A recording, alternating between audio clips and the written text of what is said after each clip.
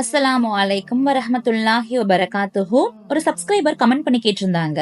அதாவது வெளிநாட்டுல உள்ள ஒருத்தவங்க தன்னுடைய சொந்த ஊர்ல குர்பானி கொடுக்கலாமா அப்படின்னு சொல்லி கேட்டிருந்தாங்க. குர்பானி மட்டும் இல்ல, குர்பானியாக இருக்கலாம், பித்ராவாக இருக்கலாம், அக்கீகாவாக இருக்கலாம். ஒருவர் எங்க இருக்கிறாங்களோ அங்கதான் கொடுக்கணும் அப்படிங்கிற எந்த ஒரு கடமையுமே கிடையாது. இது குரான்லயும் இல்ல சுன்னாவிலையும் இந்த மாதிரி தான் கொடுக்கணும் அப்படிங்கிற மாதிரியான எந்த ஒரு கட்டாய கடமைகளும் நமக்கு சொல்லப்படல. சோ அதனால நம்ம எங்க இருந்தாலும் நம்ம தாராளமாக குர்பானி கொடுக்கலாம். அதற்கு எந்த தடையுமே கிடையாது. சிலர் சொல்லுவாங்க, இப்ப அல்லாஹ் தஆலா குர்ஆன்ல என்ன சொல்லிருக்காங்கனாக்கா, குர்பானி பிராணியை குர்பானி கொடுத்ததை நீங்களும் உண்ணுங்கள் மற்றும் ஏழைகளுக்கும் கொடுங்கள்னு சொல்லிட்டு அல்லாஹ் சொன்னதுனால இது நம்ம எந்த இடத்துல இருந்து குர்பானி கொடுக்கிறோமோ அப்பதானே அதை உண்ண முடியும். அதனால எங்க நம்ம இருக்கோமோ அங்கதான் நம்ம குர்பானி கொடுக்கணும் அப்படிங்கிற மாதிரியான சிலருடைய கருத்து இருக்கும். சோ இதுல இருந்து நம்ம என்ன ஒரு தெளிவு பெறணும் அப்படின்னாக்கா, சாப்பிடணும் அப்படின்னு சொன்னது கடமைக்காக இல்ல, அதாவது வாஜிபுக்காக இல்ல, அனுமதிக்காக தான் அல்லாஹ் தஆலா நீங்களும் குர்பானி பிராணியுடைய இறைச்சியை உண்ணலாம் அப்படின்னு தான் அல்லாஹ் தஆலா அதுல சொல்லியிருக்கான்.